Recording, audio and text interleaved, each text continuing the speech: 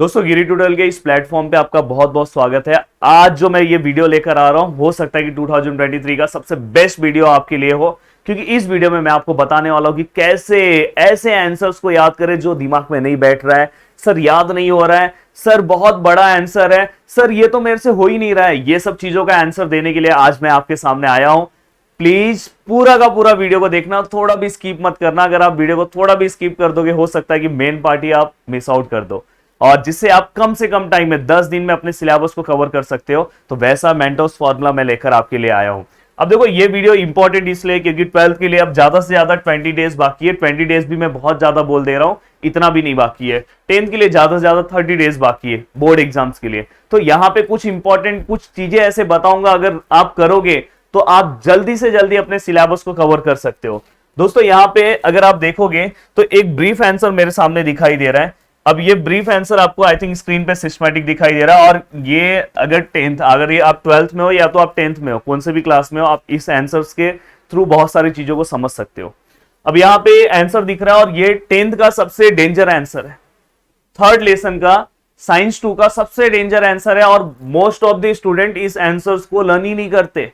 अब यहाँ पे मेंस्ट्रुअल साइकिल का ये आंसर है। अब मैं यहाँ पे कुछ चीजें ऐसी बताऊंगा कि आप कम से कम टाइम में इस आंसर्स को कवर कर सकते हो। देखो अगर मेंस्ट्रुअल साइकिल आया, मेरे पास टाइम नहीं है, तो मैं फटाफट मैं डायग्राम देख रहा हूं।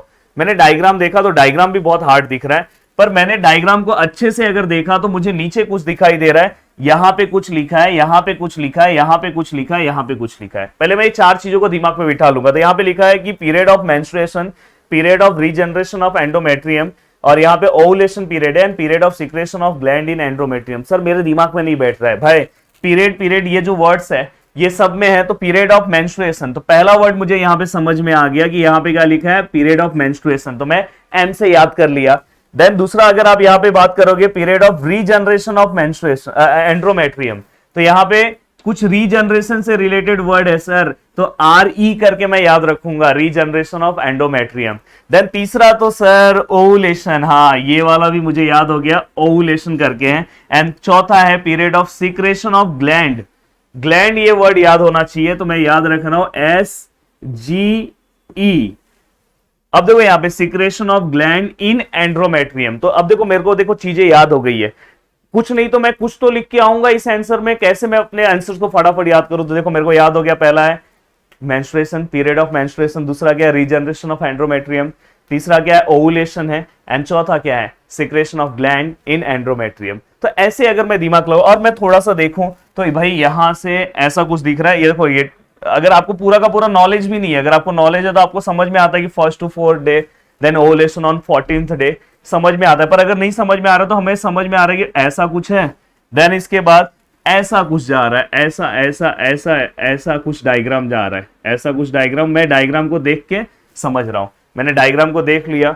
एंड डायग्राम को देखने का देखो ये वाला चीजों को, ये बच्चे इससे भी डर जाते हैं, डरो मत ना। देखो स्टार्टिंग में ऐसा कुछ दिख रहा है, देखो ऐसा कुछ दिख रहा है, देन उसके बाद थोड़ा सा और ऐसा कुछ दिख रहा है। मैं ऐसा एक्सप्लेन कर रहा हूं, मैं यहाँ पे टॉपिक एक्सप्लेन नहीं कर रहा हूं। आप डायग्राम कैसे, अननोन डायग्राम को फर्स्ट टाइम में कैसे फटाफट प्रैक्टिस करोगे। एंड देन ओवुलेशन के सीधे पे आओ, ओवुलेशन के सीधे पे आओ। देखो यहाँ पे ऐसा कुछ ब्लास्ट, देखो ये बाहर चले जा रहा है, एंड देन इसके बाद यहाँ पे कितने सर्कल्स है उसको याद कर लो। तो एक बार 2 बार प्रैक्टिस करोगे तो चीजें आपको याद हो जाएगी दोस्तों, चीजें आपको याद हो जाएगी। देखो याद हो गया, यहाँ पे कुछ बनाया, एंड देन यहाँ पे जो भी जो नेमिंग है, 2-3 नेमिंग फटाफट याद कर लो। ये देखो यहाँ पे एस्ट्रोजन है, यहाँ पे ओवुलेशन है, यहाँ प्रोजेस्टेरोन एंड एस्ट्रोजन है, कॉर्पस लुटियम है, ऐसे 4-5 नेमिंग याद कर लो, कुछ ना कुछ तो मार्क्स मिलेगा। अब आपने डायग्राम पहला प्रैक्टिस कर लिया, तो सबसे हिंट जो है मेरा वो डायग्राम के ऊपर है। दूसरा आप फटाफट, अब इतनी सारी चीजें आपने कभी जिंदगी में कुछ पढ़ा ही नहीं है, फटाफट आप देख लो कि इसके अंदर क्या है। देखो पहला अगर आप देखोगे तो स्टार्टिंग में ही आपको यहाँ पे देखो दिखाई दे रहा है आर कॉल्ड मेंस्ट्रुअल साइकिल। तो यहाँ पे आपको मिल रहा है कि female reproductive system undergoes some changes at puberty and those changes repeated at interval of every 28 to 30 days. ये सबसे डिफिकल्ट आंसर है। तो देखो फीमेल रिप्रोडक्टिव सिस्टम मुझसे याद नहीं हो रहा था, मैं इसको FRS लिख दे रहा हूं।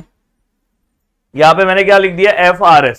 तो यहां पे क्या होगा, फीमेल रिप्रोडक्टिव सिस्टम। अब female reproductive system undergo some changes, बस मैं एक वर्ड क्या कर रहा हूं, चेंजेस वर्ड याद रख रहा हूं, देखो female reproductive system undergo some changes. Changes कब चेंजेस हो रहा है, देखो एट पुबर्टी दिखाई दे रहा है, तो मैं अगर बाजू में लिख दूंगा, अगर नहीं भी मुझसे याद हो रहा है तो मैं नॉर्मल सा डेफिनेशन ऐसे याद रखूंगा, female reproductive system undergoes changes and those changes repeat at the interval of every 28 to 30 days. तो बस मैं यहां पे एक वर्ड याद रखूंगा, रिपीट, और 28 और 30, ये नंबर्स प्रॉपर होने चाहिए। अब देखो ये 4 वर्ड्स में ही मेरा डेफिनेशन आ गया। Female reproductive system undergoes changes, those changes repeat eight interval of 28 to 30 days. दिमाग में बैठ गया। अगर मैं भूल भी जाता हूं तो मेरे को याद है कि FRS मैंने याद किया था, फीमेल रिप्रोडक्टिव सिस्टम, कुछ चेंजेस था, रिपीट हो रहा था, 28 to 30 डेज हो गया। अब पहला अगर मुझे ये आंसर्स लिखने के लिए आया दोस्तों, तो अगर मैंने डायग्राम बना दिया, सबसे पहला डिफाइन कर दिया। अब देखो यहां पे बहुत इजी है। इसके बाद अगर देखो दोज 4 हार्मोन्स आर, अब देखो यहाँ पे 4 हार्मोन्स के नाम लिखे। अब यहाँ पे इतना डेंजर नाम लिखा है फॉलिकल स्टिमुलेटिंग हार्मोन, मैं इतना डेंजर नहीं लिखूंगा, मैं याद रख रहा हूं FSH, फॉलिकल स्टिमुलेटिंग हार्मोन। दूसरा है देखो ल्यूटिलाइजिंग हार्मोन, मैं इसका नेमिंग याद रखूंगा LH। तीसरा मैं यहाँ पे क्या करूंगा, एस्ट्रोजन एंड चौथा है प्रोजेस्टेरोन, तो तीसरा एस्ट्रोजन एंड चौथा प्रोजेस्टेरोन। तो मैं यहाँ पे लिख दूंगा इट कंसिस्ट 4 हार्मोन्स, हो गया। चारों हार्मोन्स के नाम याद रखूंगा, दूसरा पॉइंट भी कवर हो गया। देन अगर मैं आगे आता हूं, अगर मैं आता हूं तो थोड़ी बहुत चीजें और मुझे मिल सकती है। देखो ओवुलेशन से रिलेटेड है, अगर मैं डायग्राम को भी देखूंगा तो मुझे समझ में आएगा कि ovulation occur on 14th day, तो एक मैं ओवुलेशन से रिलेटेड पॉइंट लिख सकता हूं। एक यहाँ पे एक point corpus luteum start to secrete progesterone, एक पॉइंट यहां से ढूंढ सकते हो। तो ऐसे बहुत सारे पॉइंट्स, आप 4-4, 5-5 पॉइंट कवर करके अपने आंसर्स को, अब देखो मेंस्ट्रुअल साइकिल का अगर कुछ भी आता है तो मैं कुछ तो लिख के आऊंगा। तो ऐसे बहुत सारी चीजों को आप कवर कर सकते हो। तो इसलिए मैंने बोला कि डायग्राम सबसे ज्यादा इंपॉर्टेंट है। डायग्राम को एटलीस्ट 2 टाइम प्रैक्टिस कर लो। कंटाला आ रहा होगा, बहुत बोरिंग लग रहा होगा, पर डायग्राम को अगर तुमने सिस्टमैटिक प्रैक्टिस कर लिया तो बहुत काम हो जाएगा। डिफाइन का तो मैंने सिस्टम आपको बता दिया कि मेन वर्ड्स पे आपको फोकस करना है, जैसे कि मैंने FRS female reproductive system, changes, repeat, interval 28 to 30 हो गया ना, डेफिनेशन याद हो गया।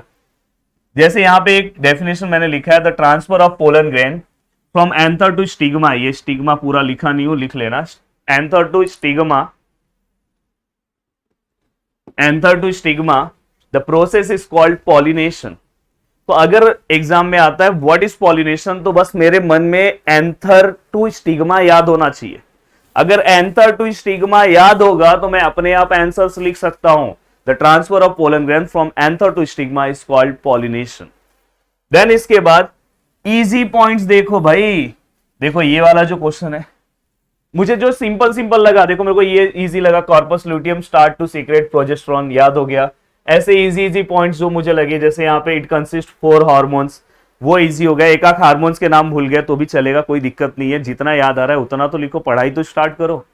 तो इजी पॉइंट्स पे आपको ज्यादा से ज्यादा फोकस करना है। नेक्स्ट, लर्न करते टाइम रफ बुक ले लो। जैसे मैं अभी जो चीजें मैं यहां पढ़ रहा था उसको मैं बाजू में ऐसे ऐसे डायग्राम बना रहा था, ऐसे ऐसे बना रहा था, यहां लिख रहा था, तो ऐसे आप भी रफ पे करो। मैं ये नहीं बोल रहा कि आप पूरा का पूरा छापो, पर जो चीज आप कर रहे हैं, जैसे कि अगर आप इवन मराठी पढ़ रहे हो, हिंदी पढ़ रहे हो, 12th का कोई डेरिवेशन सॉल्व कर रहे हो, 12th का कोई डायग्राम कर रहे हो, कोई भी डिस्टिंग्विश कर रहे हो, वहां पे रफ में एटलीस्ट एक एक पॉइंट लिख दो। जैसे किसी का मेल्टिंग पॉइंट हाई है तो बस हाई लिखो, it has high melting point, ऐसा पूरा लिखने की जरूरत नहीं, हाई लिख दो। किसी का लो है तो लो लिख दो। आंसर का मेन वर्ड्स लिख कर करो। मैंने बोला ना, मतलब यहां पे लिखना क्या है आपको, जैसे कि it has high melting point, तो मैं बस यहां पे क्या लिखूंगा, हाई मेल्टिंग पॉइंट को m.p भी लिख दूंगा। मुझे बस मेरा प्रैक्टिस करना, मुझे अभी दिखाना थोड़ी ना है। जब मैं मेरे बोर्ड एग्जाम्स में लिखूंगा तो मैं सिस्टमैटिक लिखूंगा। देन इसके बाद फ्लो चार्ट, ज्यादा से ज्यादा कोशिश करना कि आंसर्स को फ्लो चार्ट में कवर करने के लिए। जैसे जहां पे जैसे इट कंसिस्ट 4 हार्मोन्स, मैं हार्मोन्स को फ्लो चार्ट में दिखा सकता हूं।